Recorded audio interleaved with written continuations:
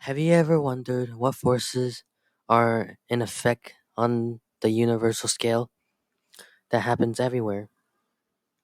Well, there are exactly four forces we know as of today that applies to everything.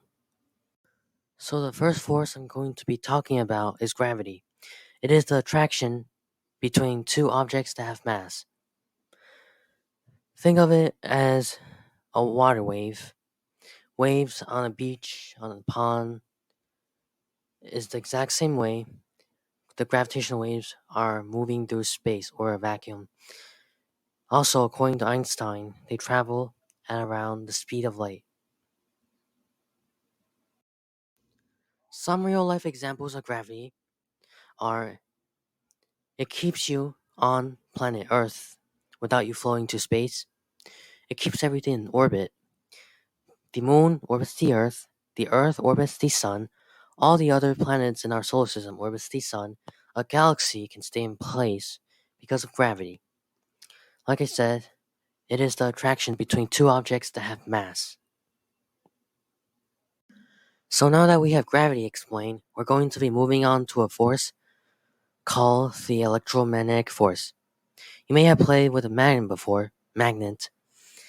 Yes, it is basically the same thing with a north and a south that attracts and repels. It also applies on the smaller scale with the attraction between positive charged and negative charged particles. Now that, as before, I'm going to use it in a real life example.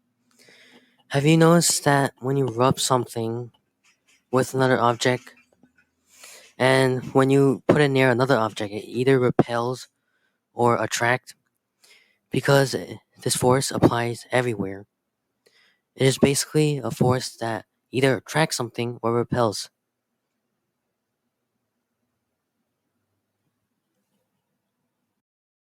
Now that we have the electromagnetic force explained, we're going to be moving on to another topic called the strong nuclear force.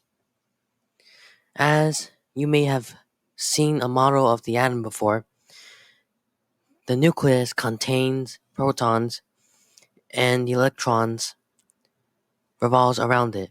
But there's also something else that contains in the nucleus, neutrons. And I'm going to be explaining what they do. As you guys may have experimented with a magnet before, the north side and the north side repel. The north and the south side attracts, and the south side repels. Same thing goes for on the atomic scale. The positive particles, or in this case protons, is supposed to repel, but they don't. So there must be another force. Like I said, protons are supposed to repel each other protons, but they don't. They stay intact in the nucleus. So there must be another force acting upon them that binds them in place. In this case, it's the neutrons. The neutrons act as another force that cancels out the effect of electrostatic repulsion. By the way, an atom is made up of mostly empty space, around 99.999999%. Or it's like putting a marble in the middle of a football stadium. So the electrostatic repulsion that occurs between them is the reason why everything feels so solid. But to say it this way, you are made of 99.999999% of empty space. The last force I'm going to be talking about today is the weak nuclear force. It is kind of like the exact opposite of the strong nuclear force. It is when a particle is not strong enough to support itself and it just breaks down. Or when some other particles interacts with the particle already present and converts it into another particle, as it also releases three different kinds of radiation, as I'm going to be explaining about. As it is thanks to this weak nuclear force that protons and electrons can become neutrons, as neutrons can become protons and electrons again.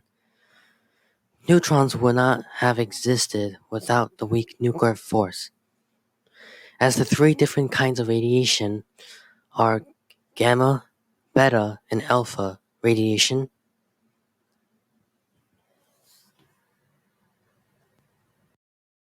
So in short words, the weak nuclear force is basically the radioactive decay of particles that makes radiation possible and also creates different elements in different particles and all the reactions that are possible. So there you have it, the four forces of the universe. 1. Gravity, which is the attraction between two objects that have mass. 2. Electromagnetic force, which is the attraction and repulsion of charged particles. 3. The strong nuclear force, which is the neutrons holding together the proton so the nucleus does not fall apart. And 4. The weak nuclear force. It is responsible for creating some particles that won't be possible without it, as well as decaying. Decaying is not possible without the weak nuclear force. Now tell me down in the comments below on how you think this video was, and as well if you found any errors. Thank you. This video might not seem like the best of all quality. Well, I'm just getting started. So if you found any errors and if you don't like the way I explained the video to you guys, please explain it in the comments below as I will change it. And for some of these, I will talk in greater detail, like gravity.